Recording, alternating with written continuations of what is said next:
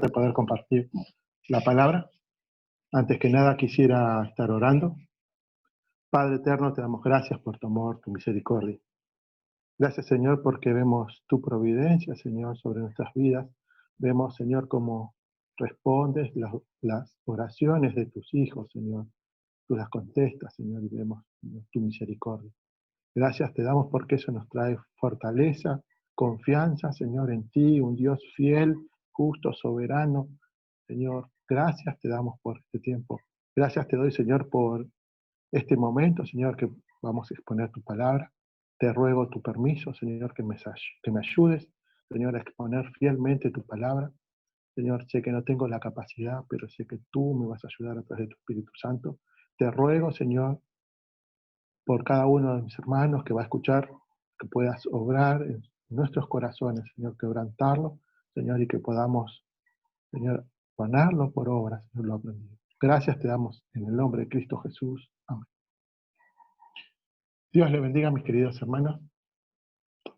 Hoy vamos a continuar con esta hermosa carta a los Filipenses, capítulos 2. Voy a compartir versículos 12 y 13. Y dice así: por tanto, amados míos, como siempre habéis obedecido, no como en mi presencia solamente, sino mucho más ahora en mi ausencia, ocupaos en vuestra salvación con temor y temblor.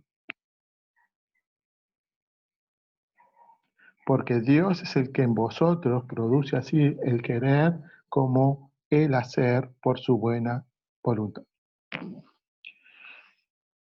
Y acá vemos otra vez, quizás parezca algo repetitivo, ¿no? Por tanto. Y vimos, como ya vimos, como explicó también nuestro hermano Nasa la semana pasada, por tanto, es una conexión que nos hace el apóstol con lo que venía hablando, ¿no? Y es la referencia, ¿no?, del ejemplo de Jesucristo, cuyo modelo perfecto de humildad, sumisión y obediencia se describe en los versículos anteriores, como vimos la semana pasada. Dice donde Jesús no se aferró, no a su igualdad con Dios Padre, sino que se despojó a sí mismo de sus derechos. No es que dejó de ser Dios, sino que Él optó no usar la deidad.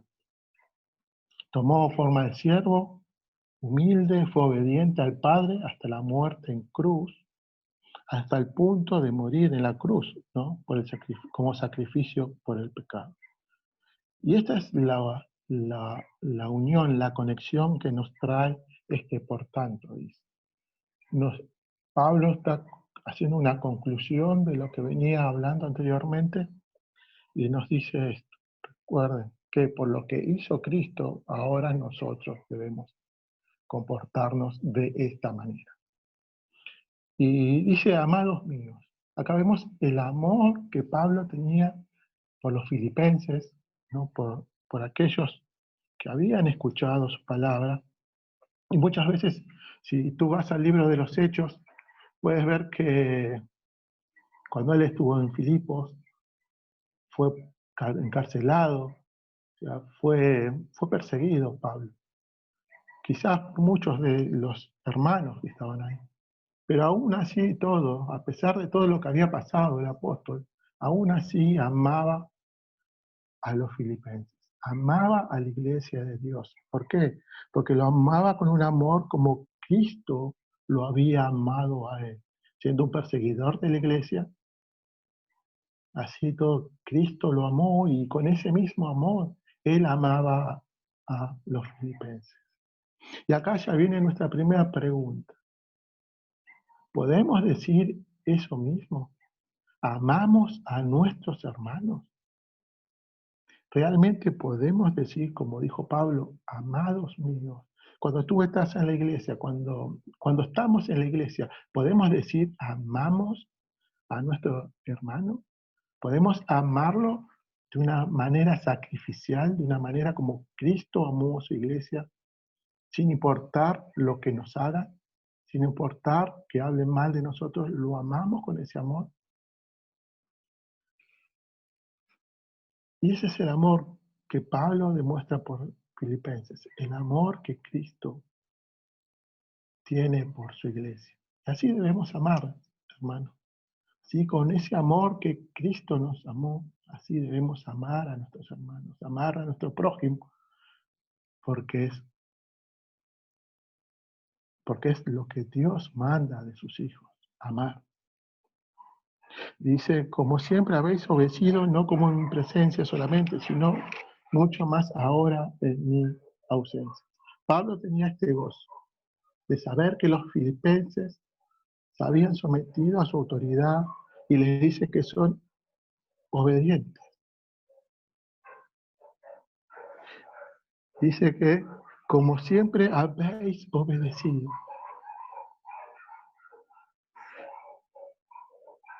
Podemos ponernos en el lugar de los filipenses. Podemos ponernos en su lugar y decir, Pablo, a la iglesia de Catán, como siempre habéis obedecido. ¿Realmente estamos obedeciendo al Señor? ¿Estamos obedeciendo a su palabra? Pablo está exhortando aquí a sus oyentes. ¿Y a qué nos está exhortando? Nos está exhortando, recuerden que venimos de una conclusión de los versículos anteriores, y lo está exhortando a amar desinteresadamente a los demás. ¿Y de qué manera amamos desconsideradamente a los demás? Poniendo a los demás como superiores a nosotros, dejando de lado nuestros intereses por los de los demás, siendo humildes y obedientes, como Cristo fue obediente. Así debemos ser obedientes. Pablo dice que no solo deben ser obedientes cuando cuando él estaba con ellos, sino que ahora que él no estaba, debían ser más obedientes. Posiblemente la ausencia de Pablo haya traído algún conflicto entre los hermanos de Filipo. Más adelante se va a tocar un conflicto que había entre dos hermanas, en el capítulo 4, versículo 2, ¿no? Que no tenían, que estaban, dice Pablo que debían tener el mismo sentir que hubo en Cristo. Vemos que había un conflicto y quizás por eso los está exhortando.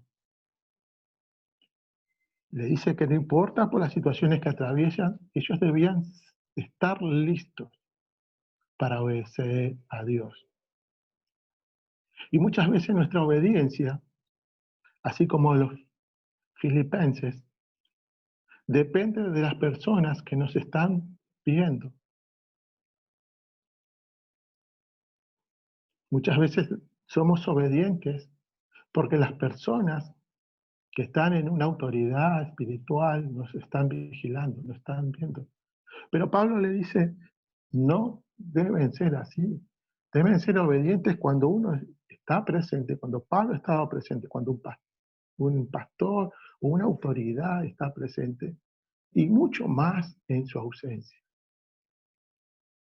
Debemos ser íntegros. No podemos decir que somos obedientes cuando nos ven y cuando no nos ven hacemos lo que queremos. Eso no es obediencia. Obediencia es someterse a la autoridad que nos da la orden. Yo estoy hablando de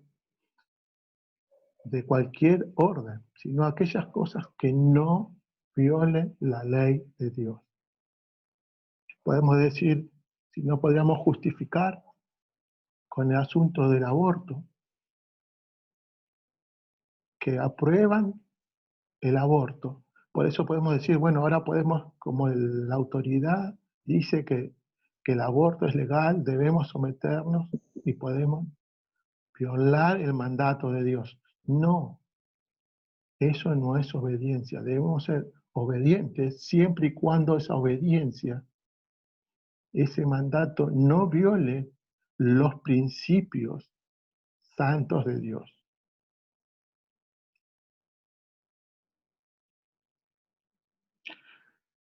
Y cómo los filipenses podían obedecer, qué es lo que debían hacer para obedecer, y debían ocuparse en su salvación con temor y temblor.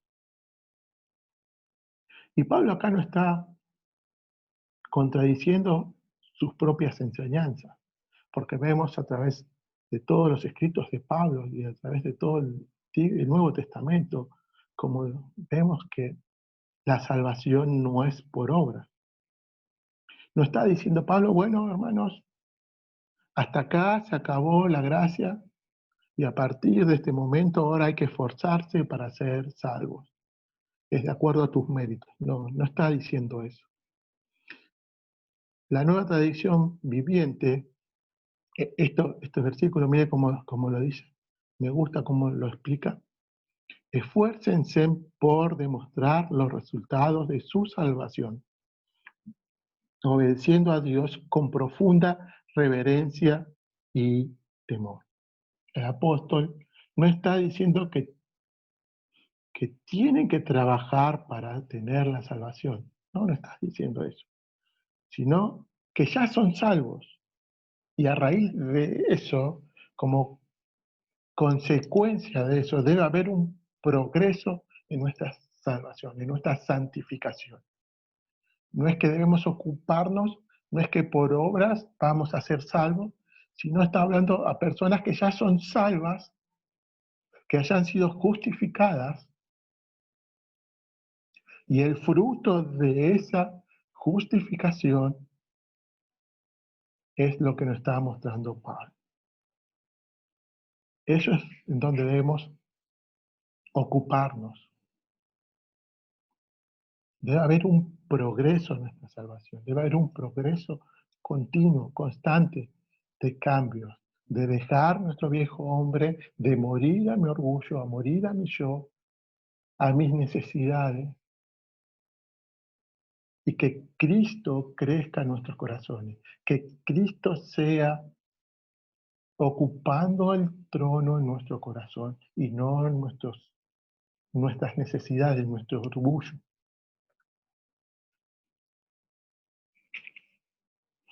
Debemos entender que los filipenses no fueron salvos por su obediencia. Ellos no fueron salvos por obedecer, sino por su fe. La obediencia no es un medio para obtener la salvación.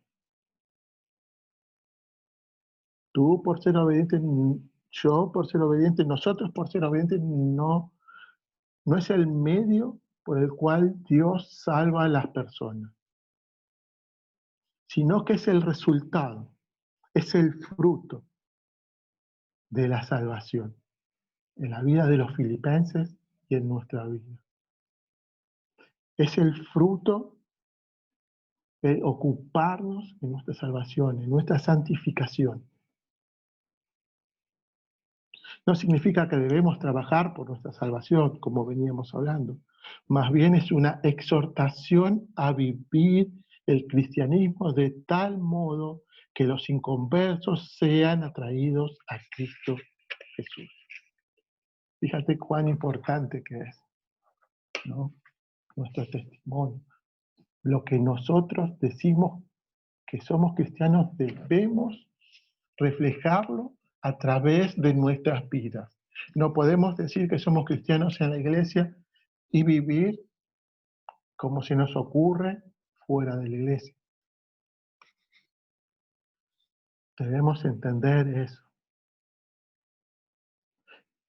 que debemos mostrar que realmente Cristo obró en nuestros corazones.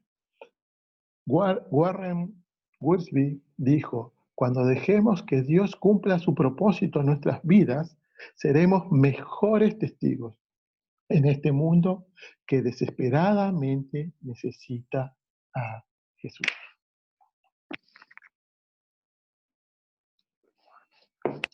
Por eso es la importancia de la obediencia.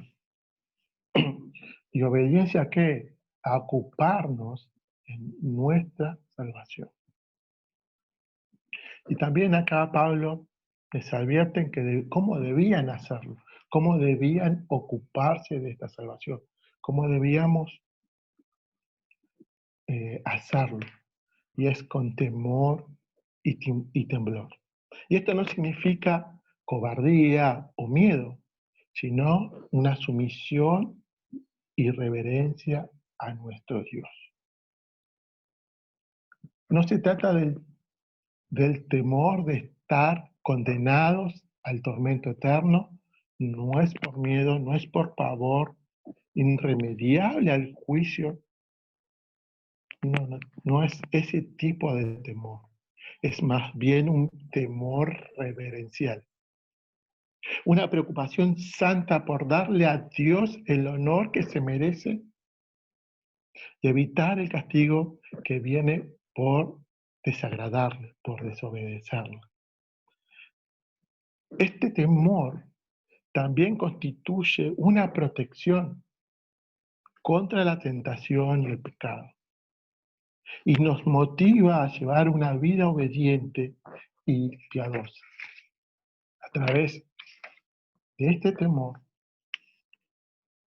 somos, nos, nos alejamos del pecado, nos debe llevar lejos del pecado, nos debe llevar lejos de las tentaciones, y nuestra motivación debe ser obedecerle a Dios para glorificar su nombre. Esta clase de temor y temblor piadoso es mucho más que reconocer la pecaminosidad personal y la debilidad espiritual. Es mucho más de reconocer. Es un temor reverente, solemne, que fluye a la adoración y el amor profundo por Dios. Es un temor y un temblor activo que nos impulsa a querer agradar a Dios por nuestras vidas. ¿Por qué? Por lo que Él hizo en nosotros. Este temor hace que veamos todo pecado una ofensa contra un Dios santo y produce un sincero deseo de no ofenderle, sino de obedecerle, honrarle, agradarle y glorificarle en todo. Eso es lo que debe producir el temor y el temblor que está hablando acá el apóstol. Ocuparnos de nuestra salvación nos va a llevar a esto, a que queramos agradar más a Dios. William Barclay dijo, cuando la Biblia describe el temor a Dios, no es el miedo de un esclavo a su amo, no es el temor al castigo, sino el temor de Dios procede de dos fuentes. La primera, nuestro sentimiento de pequeñez, de incapacidad, que nos impulsa a arrojarnos a los brazos amorosos de Dios, porque sabemos que no somos capaces, que no tenemos las fuerzas para poder hacerlo. Y lo segundo es el miedo, no al castigo de Dios, sino el ofender a Dios.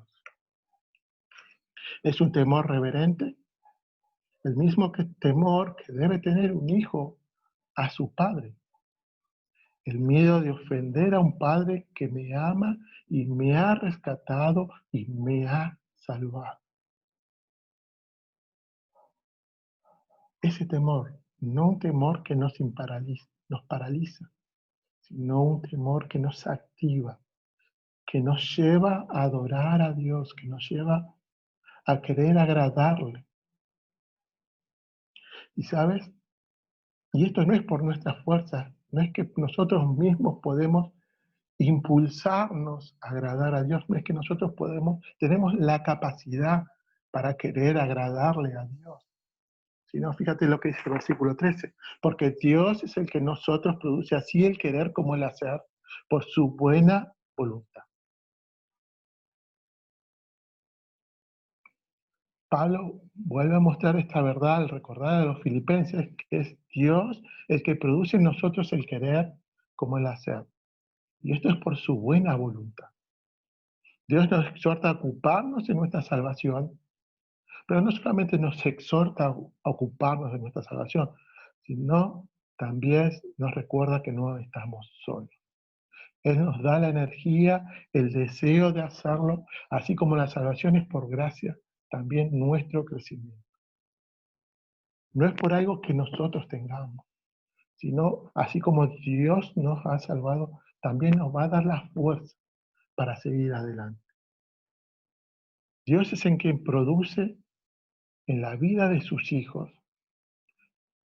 ¿no? Él es el que nos da esto, el obedecer, el querer obedecerle al Señor, el querer agradarle a Él, al querer ocuparnos de nuestra salvación con temor y temblor. Él nos da la capacidad de hacerlo, Él nos llama a servirle y asimismo nos faculta, nos da las facultades para llevar a cabo este servicio. Él nos da la santidad y de igual forma nos da el poder para alcanzarlo. Vemos acá la responsabilidad de los creyentes, de los hijos de Dios, y sobre todas las cosas lo vemos a Dios soberano que tiene el control de toda su creación.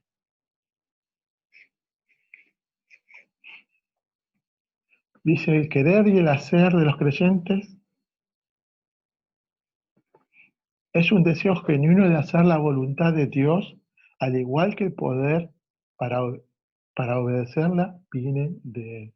Nada es nuestro, no hay nada en nosotros. El querer lo da Dios, el hacer, Dios nos da la fuerza para que lo podamos realizar.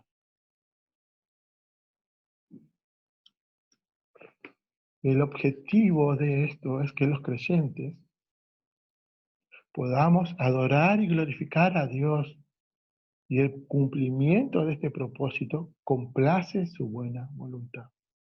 Muchas veces creemos que el querer como el hacer viene de Dios, y muchas veces pensamos que, bueno, yo mañana voy a madrugar, me voy a levantar temprano, 6 de la mañana, 5 de la mañana, y voy a estar orando, ayunando, y resulta que al otro día me levanto a las 10 de la mañana y digo, el Señor no me dio el querer como el hacer. No, Dios te da el querer como el hacer, pero también está nuestra responsabilidad de cumplirlo. No es que solamente es un querer y un hacer, todo viene de Dios. Pero nosotros no podemos estar estáticos, no podemos estar sentados esperando que Dios haga todo. No es así. Dios nos da el querer como el hacer, pero tampoco nos quebranta nuestra voluntad. Nosotros tenemos responsabilidad en obedecer a Dios. Esa es nuestra responsabilidad. Dios nos da el querer como el hacer, pero muchas veces eso nos aparta, ¿no? Hace que pequemos. ¿Por qué? Porque creemos que porque Dios no me despertó en la madrugada, porque no me hizo sonar el despertador que nunca puse, Dios no me puso el querer como el hacer. Esa es nuestra responsabilidad. Y debemos entender eso. Debemos de considerar eso, que es el querer como el hacer. Dios pone en nuestro corazón, aquellos que hemos sido salvos, Dios nos dio la fuerza para obedecer. Y no solamente nos dio la fuerza, sino también nos dio el querer hacer.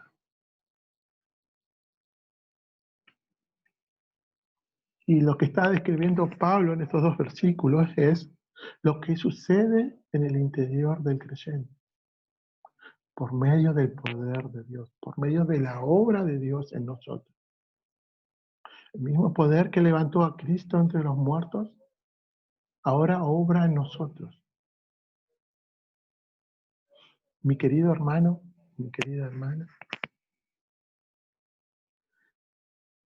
si te has dado cuenta que estás en dificultades para poder obedecer a Dios, quiero decirte que estos versículos nos animan a confiar en Él, saber que Dios nos manda a obedecer, nos manda a ocuparnos en nuestra salvación con temor y temblor, pero también Él nos da el querer. Él pone el querer hacerlo y también nos da la fuerza para poder hacerlo. No depende de ti ni de mí el querer hacer. Dios ya lo hizo en cada uno de sus hijos. Dios ya puso este querer y este hacer en nuestros corazones, en nuestra vida. Es nuestra responsabilidad cumplir, ser obedientes al Señor. Oremos. Padre, te doy gracias por tu amor, tu misericordia. Gracias por